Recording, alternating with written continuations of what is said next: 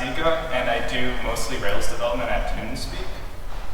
And as Tom said earlier, TuneSpeak is a musician-to-fan loyalty platform that helps bands identify and reward their most passionate fans. And these are some of the bands that are running campaigns right now. I took this screenshot from the front page of our website like an hour ago. Since I've been at TuneSpeak, we've worked with hundreds of bands, many being some of the biggest in the industry. As such, one of my roles over the last couple of years has been to scale our Rails application so that our application continues to perform well, even when thousands of users are using our website concurrently. So I thought it might be fun to learn about scaling Rails in the context of starting our own startup right here now. And so does anyone have any startup ideas? Something we could build right now? Did I hear Twitter for robots? Okay, cool. Let's do it. All right, so we spend a few days building our app. We model our users. The user has many beeps. Beeps are kind of like tweets, except they're less than 140 characters because robots are very efficient. And a beep belongs to a user. If you've made a Rails app, you sort of get it. And development goes super fast because Rails is awesome and it does a ton for us. And before we know it, we're ready to spin up a server on our favorite cloud computing platform. Cool. So that little blue box is our server, and it's loaded with our Rails code. So we're pretty happy about our site, and considering it took us only a couple days to build, I think it's pretty cool. So we sent it to one of our friends, our robot friends, and he apparently tells a lot of others, and this happened, so our server goes down. So thinking quickly, we decided to get a bigger server. So we click a couple buttons on our cloud UI and do some, and our server is back. Or we have a server, and with that we're upgraded, and our site continues to grow, and we realize that this isn't going to cut it. So we're either going to have to keep getting bigger and bigger servers, so scale vertically, just getting bigger server, which can get increasingly expensive, or scale horizontally, so adding more servers. So we decided that we want to go with the adding more servers because we don't have a ton of money. So we work on getting a load balancer, and we click a few buttons on our cloud computing UI. So I'm just kind of skipping over a lot of the operations stuff because I want to focus on more of the application level stuff. But I will describe how a load balancer works. So imagine the requests are coming in from the top. All the requests will hit our load balancer, and our load balancer will distribute the requests between our servers. So if there's let's say there's 100 requests, depending on our algorithm, each server would get about 50. Start the timer so I don't get to go too long. All right. So we got our load balancer going, and things are going really well. We can add servers when there's high traffic. We can take servers down, maybe in the evening when there's not many people on the site, save some money. So everything's going really well. And then this happens. Our site gets on the front page of Robo Reddit, and our app grinds to a halt, and we have no idea why. So all this growth has happened so fast, we haven't had time to monitor our logs or install a monitoring service. So we do that, and the bottleneck becomes apparent. It's our database. So we do the first thing we can think of, and we upgrade our database. And this sort of works, but even with a bigger, more expensive database, our queries are still taking way too long. And users are complaining about how slow our site is. So we put an alert message on our site saying that we're currently working out issues with our database, and right away we get a response. Luckily for us, our users are robots, and robots know computers. And it turns out we totally forgot to add database indexes. So what is a database index? Simply put, database indexes are data structures that help speed up your queries. They kind of work like an index in the back of a book, like a textbook. So imagine that we have a book of cities ordered by country, and we find a photo of a city called Manizales, and we want to find out more about this city because it looks cool. So, but we don't know what country it is, we just have the photo. So without an index in our book, we'd have to flip through every single page until we found the entry for Manizales. So that would take a really long time, and it's even worse than that because there could be 2 cities in the world called Manizales. We'd have to find both of them to figure out which one it is. So, and there might not even be a city called Manizales in our book, so we would have just completely wasted our time. So in database terms, this is called a table scan, and it's super inefficient because you're actually having to flip through every single page to find the thing you're looking for. So it turns out, as we've discovered, that we're actually doing a lot of table scans in our database right now, or in our application right now.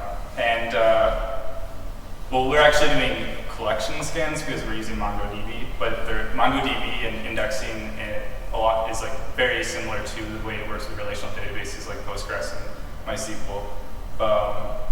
Anyways, that's why our app is performing so badly. For some of our queries, we're having to scan through every document in our table or collection. So for example, this query is really bad. It's taking 55 milliseconds, which is way too long for our robot users. And so we run explain on it. So I'll explain. So explain is if you use active record, or we use Mongoid. So you can call explain on an active record relation or a Mongoid criteria, and you'll get back some stats about the query performance. As a little side note, I always try to do this and I realize it doesn't work, is that first line actually find by in Rails returns the document, or returns an instance of your model, and so that doesn't respond to explain, so you have to call explain on an active record relation, because where will actually return an active record relation or Mongoid criteria, whereas the first one won't. So anyways, so we got some stats on our query, and it turns out, so n here is the number of documents returned. So we have one document, one user in our users collection with the username NapoleonBot112. And n scanned objects is how many, if you think back to our book analogy, that's how many pages we sort of had to flip through to find this user. So it had to search through, and it's at 100,000. So I had to flip through 100,000 pages. And that's just the number of users that we have, because it can't use any index that we have to go to it. So there wasn't much of an issue when we first launched our application. That's why we didn't notice this at first. But now that we've gained some traction, and it's become a bigger issue, because as we get more and more users, we have to look through more and more documents to find the document we want. So database indexes are how we make this faster, and they kind of work like the index in the back of the textbook. So for example, if the book of cities had an index, instead of flipping through every page to find a city, we could quickly flip to the back of the book. The cities would be listed in alphabetical order. We go straight to the one we're looking for. We go to M for Manizales, and then that has a page number, and we can flip to that page. So that's way less steps than flipping through every single page. So database indexes sort of work the same way. They'll be sorted in some alphabetical ways so that you can do some sort of optimized search on the index, and then it'll have a pointer to where the record you're looking for is located on disk or whatever. So let's add that index. And so we add the index. So this is a sort of example of a Rails model with Mongoid. So in Mongoid, you actually define the fields in your class. So we have a field called username, and then we can just add this. They have a little thing called, you can just add an index in your model, define it in your model. So we're adding a unique index to the users collection, and so that will prevent us from creating multiple users with the same username. And there's a rate task that you can run, so that will create the indexes for it. So we run that rate task. And after creating the index, we run the exact same query we were running before, and as you can see, It's way faster now. And instead of having to look through 10,000 documents, we only have to look at one document. So let's add another index. So this guy's saying it's way too slow. These robots hate slow stuff. So here we're doing user.beeps descending created at. So you can imagine this would be if you go to a user's profile. This would be the user's tweets, and the most recent would be at the top. And this is taking almost a second to run. And that's way too long, even for humans. So we run explain on that. And we're forcing, apparently we have 1 million documents in the database, 1 million beeps in the database, and we're having to scan through all that, and that's why it's taking so long. In addition, we're also doing an in-memory sort, and doing lots of in-memory sorts, forcing your database to do an in-memory sort can have a negative impact on overall performance of your database.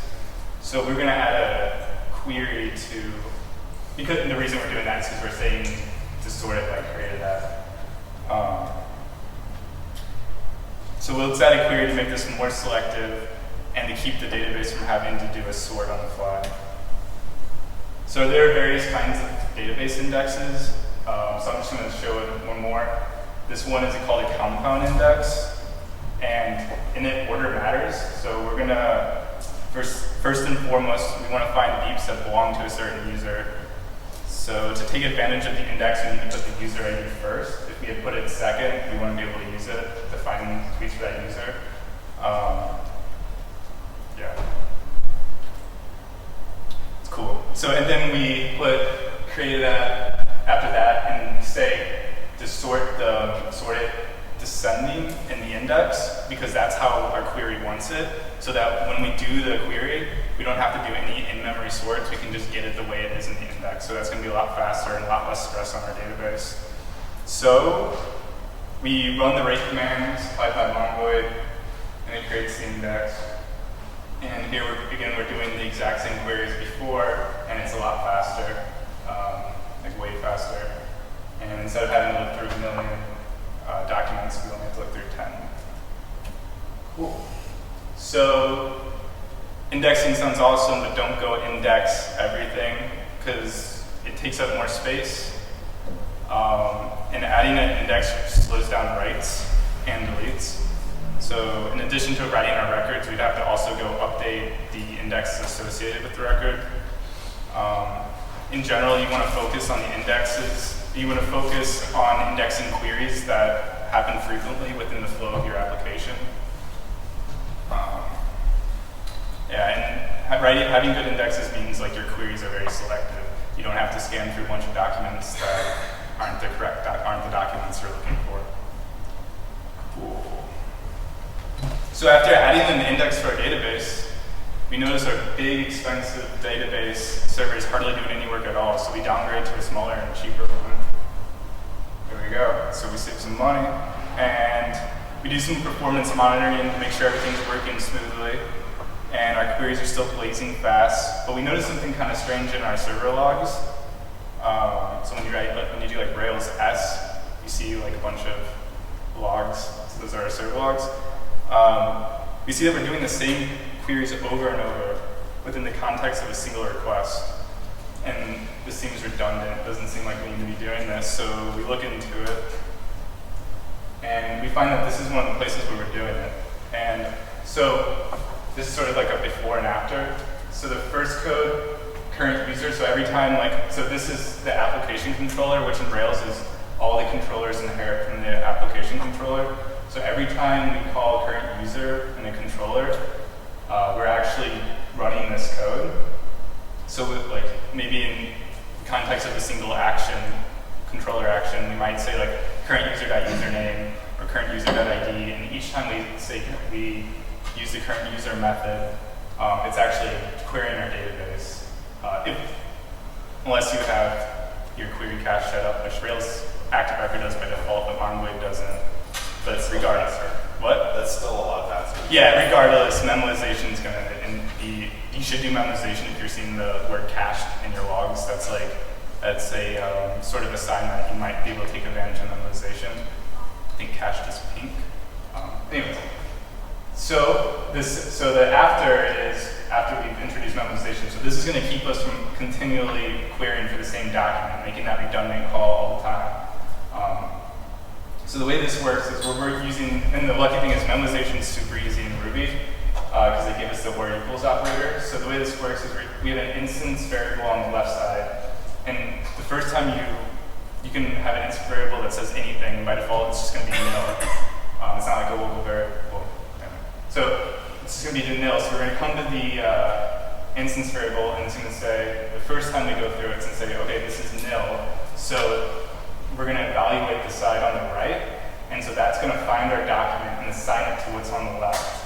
And then the next time current user is called, it's going to look at the instance variable and say, okay, there's a document here. There's a document that's has some sort of value. It's not either nil or false, and it's truthy. And it'll just return that to us, and we'll never run the code on the right. So that's sort of how the where equal operator works in Ruby. Super useful. So, but it's not always useful. So some good candidates for memoization are queries to the database or external calls. However, be aware that memoizing methods that accept arguments can lead to problems, because if you pass an argument, whatever argument you pass to the memoize method, the first time you're going to get the result for that argument every time. So if you pass a different argument, which should give you a different change, you're going to still get the old result. Memoizing Boolean values is tricky because, like I said, nil and false are like falsy in Ruby, and so it will look at that right side of the where equals if you have either of those values. But sometimes the result of that right side might be a false that you means something and was the result of an expensive operation. So there is ways to memoize false values, but Google it or figure it out.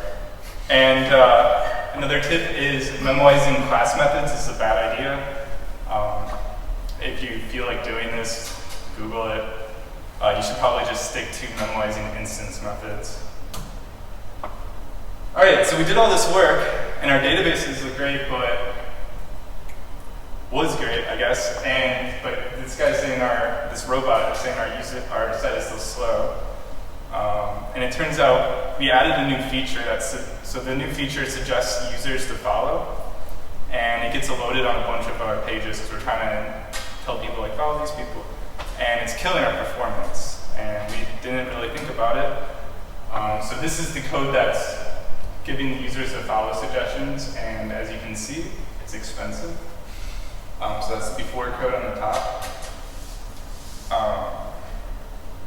And the thing about this is not only is it expensive, but the results don't really change that much. If you run this a few times within an hour, they're probably going to give you the same results because of the way our suggestion engine works. So we decided to introduce caching. And Rails gives us a nice little wrapper over, it doesn't even matter what cache we're using, it gives us a nice little wrapper over any sort of cache store. And we can pass, and that's what we're doing down here. So we're passing it a key, a cache key, and this is an option that you can give it to tell it to expire.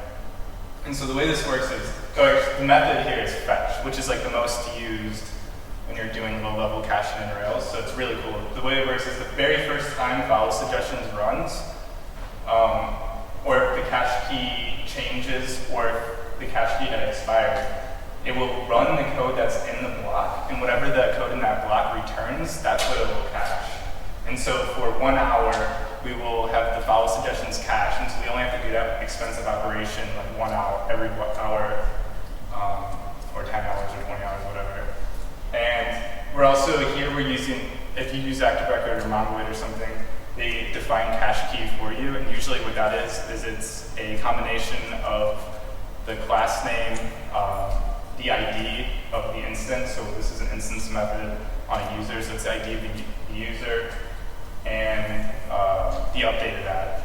And this actually probably isn't the best cache key to use for this specific situation, because let's say a user signs in or does something and we update the user, we probably don't want to expire this cache. A better one would be maybe if the user follows someone in badly suggested, then we'd want to expire the cache. So we could probably make a cache key that's a little bit smarter. Anyways, so the cool thing is that we don't even know what cache we're using, so maybe we're using memcached, or maybe we're using Redis, and swapping that out is really easy. We don't even have to change any of this code. We can just go to our configuration file in Rails and say like, hey, use memcached, or use Redis, or use the file store, which is the default. All right, so I got an analogy that I came up with yesterday to explain caching. So imagine that this guy is like he's running around the world and he's staying in all these different hostels, and he keeps going to these hostels and they ask him for his passport number. And each time they ask him for his passport number, he has to take off his backpack, unzip his backpack, go searching through it, pull out his passport, flip to the page that has his passport number, and then like write it down. And so he does this like a couple times and he realizes that it would be way faster to just write it on a piece of paper and put it in his pocket. And so he does that, and that's sort of like how caching is. It's like he just wrote it on a piece of paper, and so the next time he goes to a hostel and asks for his passport number, he can take that out, write it down, and that's good. Or you can memorize it, which would be even faster. And if he loses that piece of paper, it's no big deal. He can just pull out his passport and write it on another piece of paper. So that's sort of how caching works. It's just like faster access to things that you've saved, and you want to be able to rebuild your cache. Like you shouldn't. If it's a cache, then it's not like the canonical source of data. There's a lot of different kinds of caching. For example, memoization, which we saw a few slides ago, is actually a form of caching. There's also HTTP caching, which if you're using Rails in the ACID pipeline, you're already probably taking advantage of. So that just sets some HTTP headers so that if a browser loads your CSS and JavaScript files, it like won't have the server doesn't have to send them again on the next request. At TuneSoup, we also use Redis a lot and Redis is an awesome in-memory database that has a lot of cool data structures, and so we use it. Like one of the things we use it for is like we have scoreboards on our site, and it has a structure called sorted set, which is really good for that, and so it allows us to have like real-time scoreboards without having to, in some cases, query thousands of constantly updating records. We can just like update the cache, but we can always be able to rebuild that if we need to. So we're going to look at one more example of caching.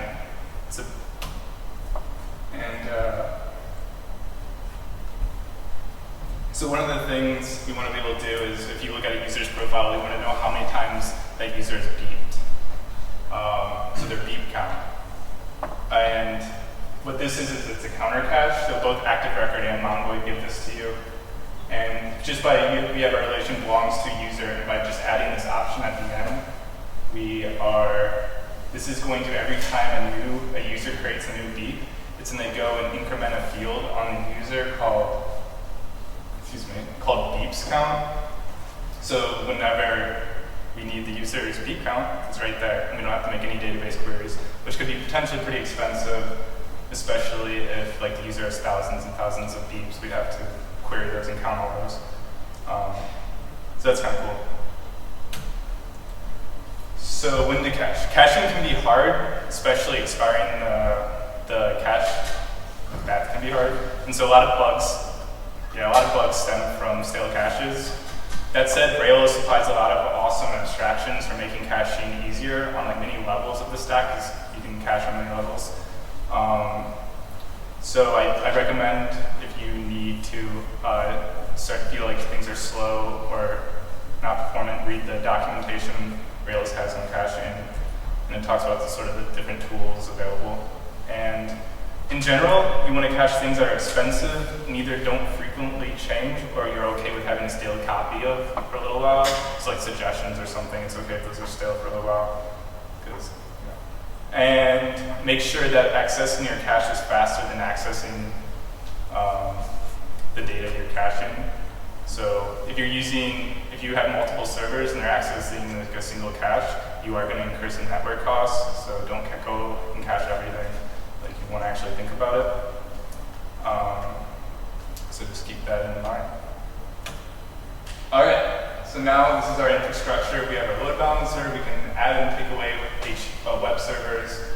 And we have our database, which is making optimized query calls. And we have a cache over it. So the servers can hit from the cache if they need to, and that's super fast. So we can go to the database, which should also be pretty fast.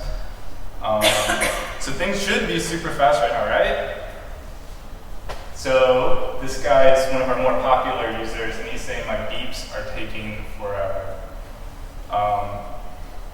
So apparently there's a serious slowdown when beeping. So it looks like it's happening here, and especially for users who are super popular. So after a beep is created, this is a callback in Rails on the model. And so after we create it, we're going and updating the follower feeds because we got really good at caching, and we realized that getting feeds for a user was pretty expensive because we had to look at all the people they're following and then look at all those people's tweets and then find the most recent and sort those. So we should probably cache this. And we did that, and but now it's taking a long time because every time someone beeps, we have to go and add a beep to the cache, those followers' caches. I hope that makes sense. So caching is meant to make things faster, not slower, and we're not really sure what to do, so we call someone in. And he says, background this. And that's good advice. We should background this code.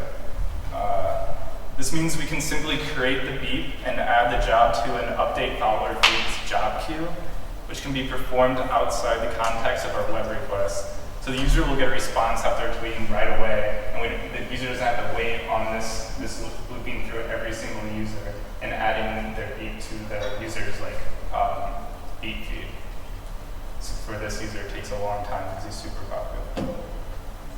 So this is the code. So this looks very similar to the last slide. The only difference is we took the code that was in the update followers feeds is now over there, and we just replaced it with this one line. And basically what it's saying is perform later. Don't do it right now. Luckily for us, Rails actually implemented a framework for enqueuing jobs as of version 4.2. So this is actually using active job, which I hadn't used until I worked on this, but it's pretty cool. So we called perform later on our job class, and that just puts it in a queue. We're using, so let's pretend we're using Sidekick or something. So it puts it in the queue, and this worker right here, this job, workers will just take off from the queue when they have available resources and run the job. And so this will get run eventually, probably right away, if you have enough background servers. So on a higher level, basically, we were doing all this work in our HTTP servers that we didn't need to be doing there because it didn't have anything to do with fulfilling the response to our user. And so instead of doing the work within the lifecycle of the HTTP requests, we just said background this and do it when you can. So we use Sidekick at TuneSpeak, and it's super cool. And this is it gives us a UI. I grabbed this screenshot from the GitHub page. And it gives you sort of an overview of how your how your jobs are doing. So you can see how many processed and how many are working right now. That's the busy number. And the number we kind of pay the most attention to is enqueued. So if enqueued starts to go up, that might mean that jobs are having to wait a while, and so we might need to add more servers. So it tends to be the case that as more users start to use the site, the queue might go up, so we'll add a server to catch up. You can also do cool things say do this an hour later, and there's some plugins that we use one's called Sidekick, and it plugs in it takes advantage of scheduling in Sidekick, so it's called Sidekick. And so we have jobs that will run every hour or maybe daily or something. So it's sort of like a cron job. And so when to background, you want to background operations that are expensive and aren't necessary to fulfilling the HTTP requests. A good example is sending emails. So active job is actually already integrated with Action Mailer. So Rails made background in email sending, super easy. So you can check out the documentation of the active jobs and see how to do that. It's one line. And so one question might be, why not just add more HTTP servers? As we said, there's no reason to make the user wait to do something that doesn't need to be done right now. Also, besides that, hold on. Yeah, so besides that, maybe we know that we have like, our database has like a certain threshold that like it can't handle a certain amount of requests. So if we throw those into like, we put a lot of the activity, the queries to our database and sort of pressure on our database to the background, we can limit the amount of things that we'll go through without crashing our site. So like they will just continue to queue up and they'll do it as fast as they can and all the work will eventually get done. But if we had just the HTTP servers going and we didn't have that sort of like limit on the amount of work that it can go through, our database might start crashing. And if our database starts crashing, our HTTP servers are going to start crashing because the requests are going to be held up waiting for the database, and our site will just go down. So background processing is like huge in being able to keep your site up under heavy traffic. So things might just slow down a little bit, but you're less likely to go down. So let's see how our overall infrastructure looks after adding background processing to the stack. So there's that red square is our background server, and the HTTP servers and queuing, those blue servers, our web servers, are queuing jobs onto it. And if the jobs start to grow, we just add another server, and it launches away at that.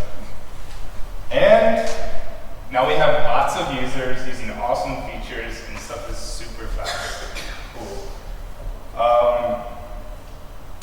So I actually got through this faster than I thought, but some potential like farther steps. Like you notice we can sort of scale our web servers horizontally, so like if we're getting more web requests, we can just add more servers and the load balancer will route those requests to them.